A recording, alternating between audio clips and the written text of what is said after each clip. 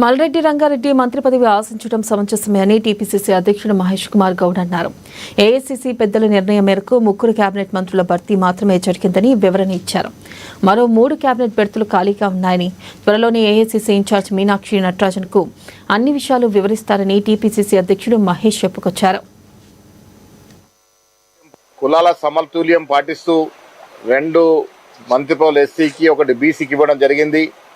మంత్రివర్గంలో స్థానం కోసం మా రంగన్న చాలా సీనియర్ నాయకుడిగా మంత్రివర్గంలో చోటు కోసం ప్రయత్నం చేయడం, వస్తుందని ఆశించడం, మేమంతా కూడా రంగన్నకి రావాలని కోరుకోవడం జరిగింది. సమీకరణలు దృష్ట్యా వీళ్ళ ఈ రాష్ట్రంలో కుల సర్వే చేసిన దృష్ట్యా చాలా కోణాల నుంచి ఏఐసీసీ పెద్దలు ఆలోచించి 3 మాత్రమే కేబినెట్ మంత్రులు ఇవాళ తీసుకోవడం జరిగింది. ఇంకా 3 కేబినెట్ బర్తులు ఖాళీగా ఉన్నాయి.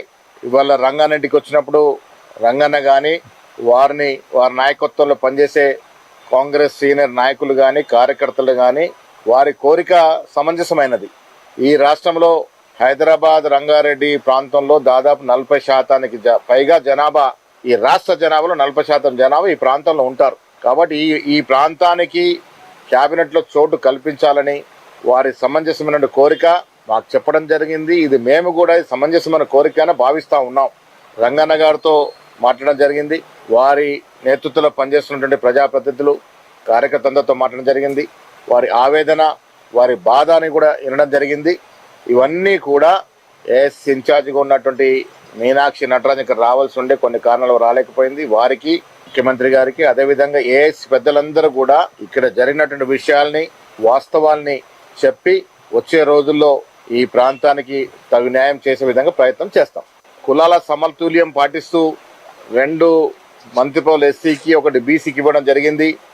మంత్రివర్గంలో స్థానం కోసం మా రంగన్న చాలా సీనియర్ నాయకుడిగా మంత్రివర్గంలో చోటు కోసం ప్రయత్నం చేయడం, వస్తుందని ఆశించడం, మేమంతా కూడా రంగన్నకి రావాలని కోరుకోవడం జరిగింది. సమీకరణలు దృష్ట్యా వీళ్ళ ఈ రాష్ట్రంలో కుల సర్వే చేసిన దృష్ట్యా చాలా కోణాల నుంచి ఏఐసీసీ పెద్దలు ఆలోచించి 3 మాత్రమే కేబినెట్ మంత్రులు ఇవాళ తీసుకోవడం జరిగింది. ఇంకా 3 కేబినెట్ బర్తులు ఖాళీగా ఉన్నాయి.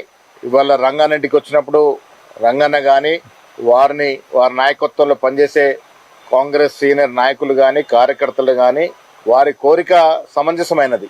ఈ రాష్ట్రంలో హైదరాబాద్ రంగారెడ్డి ప్రాంతంలో దాదాపు 40% పైగా జనాభా, ఈ రాష్ట్ర జనాభాలో 40% జనాభా ఈ ప్రాంతంలో ఉంటారు. కాబట్టి ఈ ప్రాంతానికి క్యాబినెట్లో చోటు కల్పించాలని వారి సమంజసమైన కోరిక మాకు చెప్పడం జరిగింది. ఇది మేము కూడా సమంజసమైన కోరిక అని భావిస్తూ ఉన్నాం.